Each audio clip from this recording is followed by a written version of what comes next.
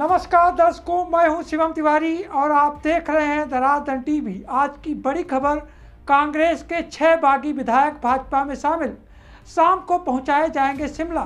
केंद्रीय मंत्री अनुराग ठाकुर, नेता प्रतिपक्ष जयराम ठाकुर, भाजपा प्रदेश अध्यक्ष डॉक्टर राजीव बिंदल की मौजूदगी में सभी बागी भाजपा में शामिल हुए। अयोग्य ठहराए गए कांग्रेस के बागी 6 विधायक राजेंद्र राणा, सुधीर शर्मा, रवि ठाकुर, इंद्रदत्त लखनपाल, देवेंद्र भुट्टो और चैतन्य शर्मा भाजपा में शामिल हो गए हैं। शनिवार को दिल्ली में केंद्रीय मंत्री अनुराग ठाकुर, नेता प्रतिपक्ष जयराम ठाकुर, भाजपा प्रदेश अध्यक्ष डॉक्टर राजीव बिंदल की मौजूदगी में भाजपा में शामिल हुए सभी बागी मंत्री के लिए हमको लोगों ने चुन करके भेजा है। अगर वही नहीं कर पाएंगे तो विधायक बन के किसी पद को लेने का कोई औचित्य नहीं है। तो उसको देखते हुए हमने निर्णय लिया। राज्यसभा का चुनाव हुआ, उसमें हमने हमारे ही प्रदेश से संबंधित हर्ष महाजन जी को मतदान दिया। मतदान दिखा करके हुआ, किसी से चोरी छुपे नहीं दिया। हमें पता था कि परिस्थितियां क्या बनेंगी। आज स्वेच्छा से सभी लोग भारतीय जनता पार्टी में शामिल हुए हैं और भारतीय जनता पार्टी के कार्यकर्ता के रूप में काम करेंगे। जो भी दायित्व दिया जाएगा तो उसको पूर्ण रूप से निभाएंगे। कांग्रेस जिस तरह से आप लोगों को निष्कासित कर दिया, आप लोग कोर्ट भी गए और कांग्रेस आप लोगों की सुन नहीं रही थी, इसलिए आप लोगों ने छोड़ा। बिल्कुल, देखिए पिछला 1.5 साल हो गया है। उस 1.5 वर्ष में प्रदेश के अंदर ऐसी परिस्थितियां हैं, लोगों के काम नहीं हो रहे। जब यहाँ कुछ किसी को कहा जाता है तो उसकी सुनवाई नहीं होती, और जब जहाँ व्यक्ति के आत्मसम्मान को ठेस पहुँचे उसकी सुनवाई ना हो, ऐसी जगह पे नहीं रहना चाहिए। देखिए, मैंने अभी भी कहा है, मैंने पहले भी कहा है कि हिमाचल प्रदेश में कांग्रेस की सरकार बनी, प्रदेश की जनता के साथ कुछ वायदे हुए, कुछ गारंटियां दी गई, ना तो गारंटियां पूरी हो रही हैं। लोग हमें पूछते हैं कि आपकी पार्टी ने ऐसे ऐसे वायदे किए हैं, वो वायदों का क्या हो रहा है। नौजवानों को नौकरियां नहीं मिल रही हैं, जिन्होंने पेपर दे रखे हैं उनकी भी नौकरियां होल्ड कर ली हैं। इसके अलावा हिमाचल प्रदेश के जो मुख्यमंत्री हैं वो तमाशा बन गए थे और हमेशा जलील करते थे। विधायकों के चुने विधायकों की सुनाई नहीं होती थी। वहाँ सरकार जो चल रही है विधायकों के माध्यम से नहीं चल रही है। वहाँ पर ठाकुर सुखविंदर सिंह सुक्खू जो मुख्यमंत्री हैं, उनके मित्रों की सरकार बन के रह गई है। इसलिए हिमाचल प्रदेश की जो सरकार है वो वेंटिलेटर पे है और आज पूरे देश में कांग्रेस में जो है पूरी तरह पॉलिटिकल डिजास्टर हो चुका है। और 2024 का जो चुनाव होने जा रहा है, इसमें पूरी तरह जो है देश में सफाया होने वाला है और भारतीय जनता पार्टी का पूरे देश में परचम लहरा है। मैंने पहले ही कहा है कि सरकार वेंटिलेटर पे है और जब वेंटिलेटर के पेशेंट का क्या हाल होता है वो आप अंदाजा लगा सकते हैं। इस अवसर पर राज्यसभा सांसद हर्ष महाजन भी मौजूद रहे। वहीं बताया जा रहा है कि अयोग्य ठहराए इन विधायकों की गुरुवार रात भाजपा हाईकमान के साथ बैठक हुई।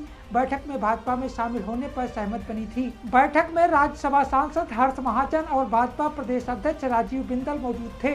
बागी विधायकों ने भाजपा से बातचीत के लिए राणा को अधिकृत किया था।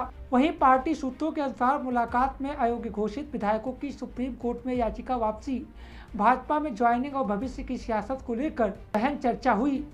भाजपा जल्द लोकसभा चुनाव के लिए कांगड़ा व मंडी और विधानसभा उपचुनाव के लिए 6 प्रत्याशी घोषित कर सकती है। वहीं इस बारे में राजेंद्र राणा ने बताया कि भाजपा के राष्ट्रीय अध्यक्ष जेपी नड्डा से हुई मुलाकात के बाद सब कुछ तय हो गया है। विधानसभा अध्यक्ष के फैसले के खिलाफ सुप्रीम कोर्ट में दायर याचिका वापस लेने में कोई कानूनी अड़चन नहीं है। वहीं 3 निर्दलियों के भी जल्द भाजपा में शामिल होने की संभावना है।